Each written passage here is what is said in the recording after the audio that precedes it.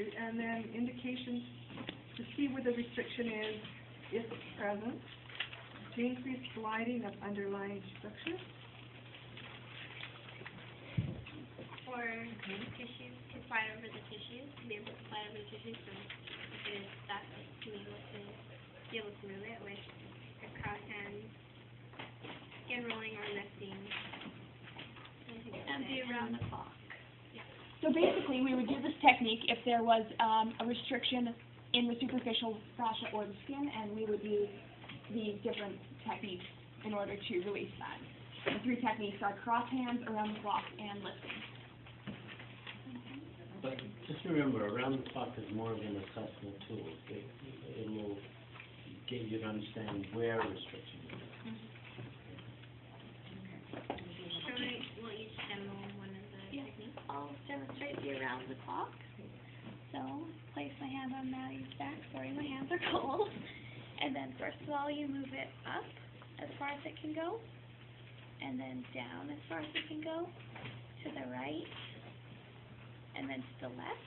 And then you do like you're moving around a clock. So you start 1 o'clock, 2, 3, 4, 5, 6, 7, 8, 9, 10, 11, 12, and I'd say around 8.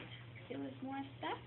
So then you could do a cross hand technique to make it to increase the movement of her fascia. Do you want to do So it? we do this cross Sure. hands. So you can do either one, the cross hands where you hold, and then the one where When you... we do the cross hands. Well, Maddie was doing it before. Somebody else want to jump on the table? So the restriction was 8 o'clock Yeah. that you found from around the clock. Where would your first hand go? And where would your body? direction. Well, I think I would be on the other side. Perfect. Don't let us throw you off. Yeah. So third person. I don't know, Maddie demo this way. Somebody else? Want to take their top off and real quick? No? Okay. Anything better than Pull your sweater up and get on the table. I'm the only one that's just...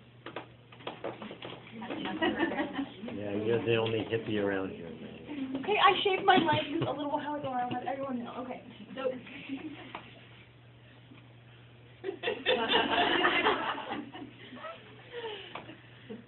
Okay, so I'm doing around the clock, and she feels kind of restricted at about like 7 o'clock. So I've come around to the other side of the table. This would be our this is part of our landmark. It's changing our body position. So the assessment was around the clock, and our landmark would be putting my hand here in the direction of the restriction.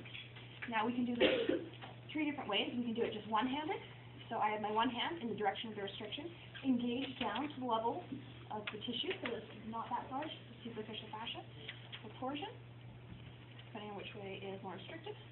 So I push down, I've torsioned, and I'll just put the weight into it, and just wait for it to release, about 90 seconds, 120 seconds. So, another thing we can do is add the blocking hand. Can we add the blocking hand while it's already engaged, or do we add it before? Yes, ma'am. I gave you 2 options. I know. Either one. Okay, so we can either add the blocking hand initially before we engage, or you can add it after it's engaged. Okay, so the last way that we can do it is with the cross hand. So hands as close together as we can. Okay, engage, torsion, and pushing both out. So this just adds a little bit more dimension to it, so I guess we're stretching out the tissue or